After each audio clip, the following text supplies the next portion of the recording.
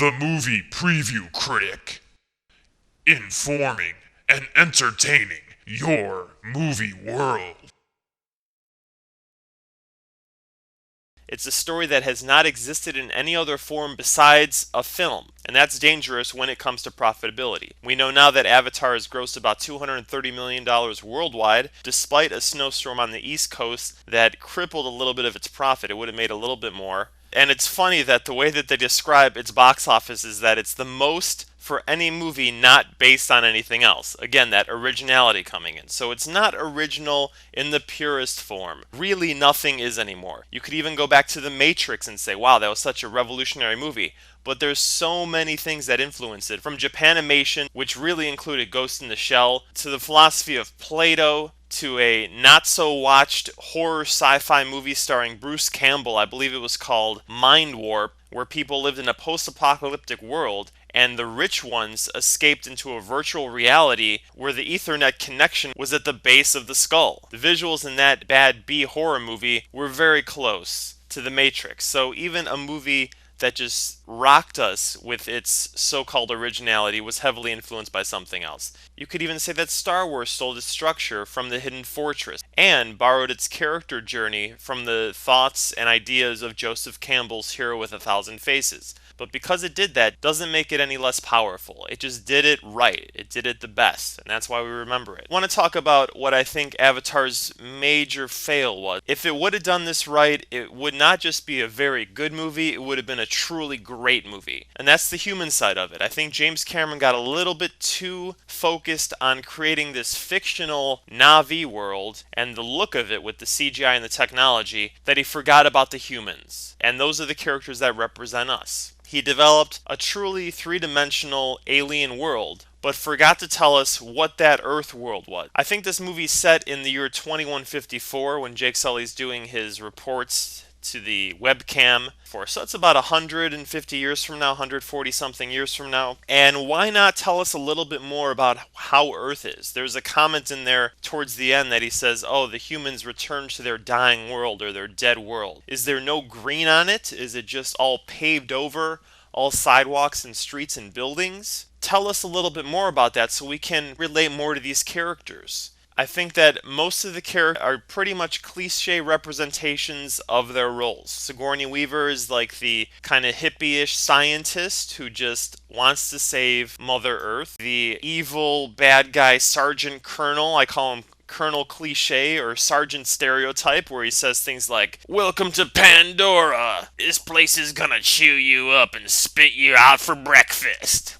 I just talk in one-liners that you've seen in other movies.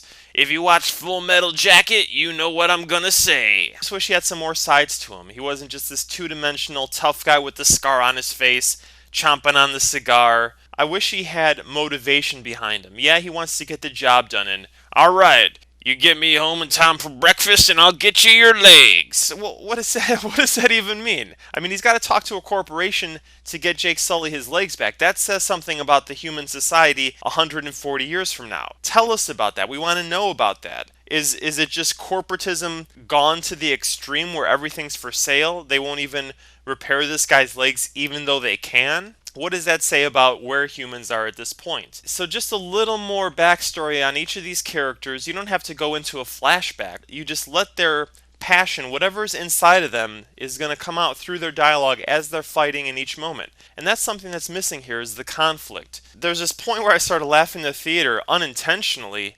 because there's the other character, I don't know his name, who studied the Na'vi race, and he's ready for that first contact. He's ready to just spill all the information he has. He's kind of like the nerd guy that made the Na'vi his purpose in life. And here comes this kind of surfer dude, not very smart, Jake Sully. I'm just kind of regular old guy, you know, I like to watch blue collar TV. Jeff Foxworthy's my favorite comedian. And he shows up and he gets to live this nerd guy's dream. There's this awesome moment early on where you see some animosity. You see that nerd guy is pissed, that Jake kind of stole his purpose. He stole his dream from him, that, oh my god, he's living with the Na'vi and they're going to teach him everything he knows. And then like 30 minutes later, we kind of get some montaging going on, right? Because the Colonel Cliche says, you have 3 months and then we attack. If you can't get them to diplomatically agree to leave their home tree, then we're going to go in there and blow it up. So that means the 3 months are going to be sped up with some montaging. And during this moment, Jake's doing one of his webcam reports, and he says,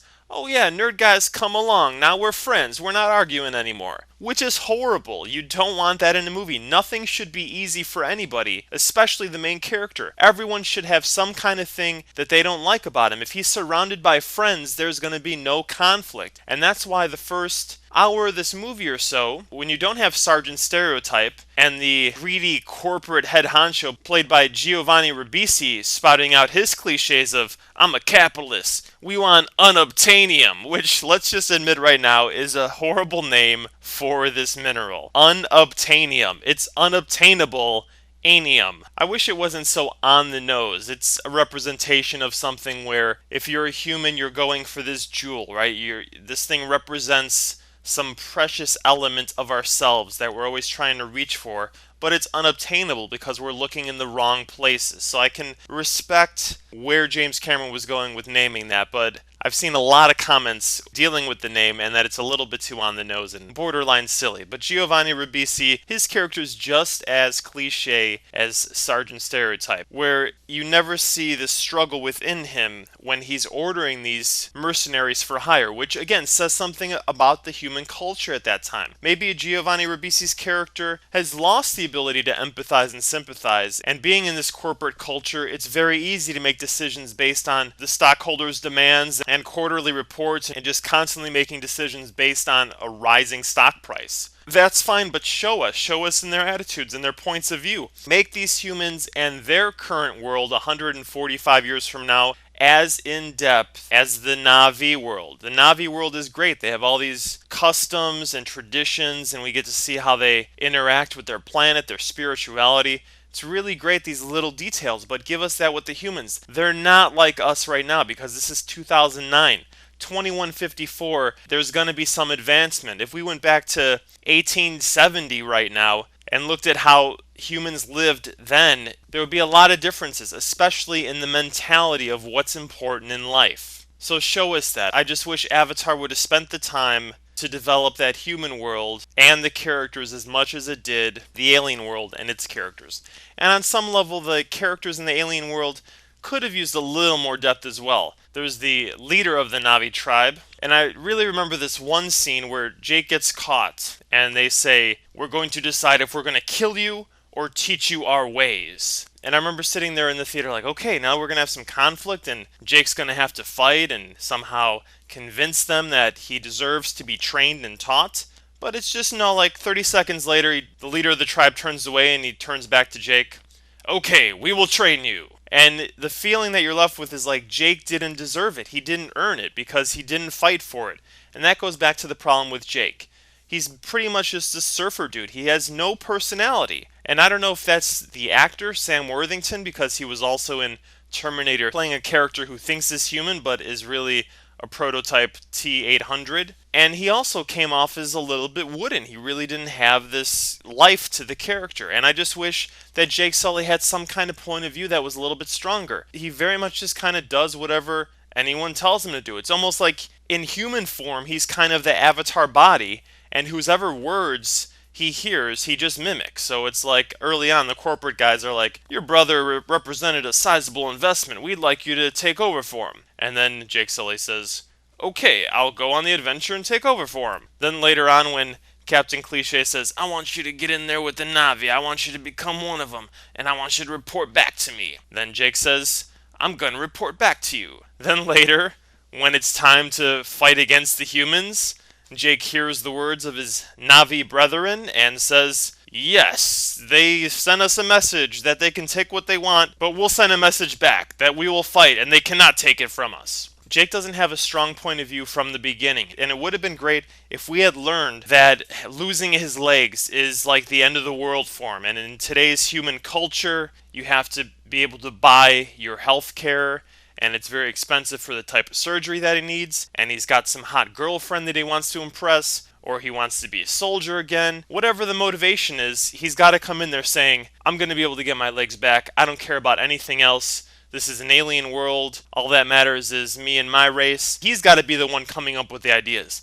How different would it have been instead of Sergeant Stereotype coming to Jake, if Jake had said, you know what, this opportunity's come up. I'm going to be able to get inside information and I'm going to tell it to you and it's going to make your operation run smoothly. But here's the thing, I want you to get my legs back. If Jake's coming to the colonel with that, it changes everything because now he's the one with an objective, with a motivation. We get to see inside of his soul what his values are, and that really affects us. So we can decide, okay, we like Jake or we don't. We hope he has a transformation. That would have been different than I'm just going to wait for everything to happen to me. Long live good movies!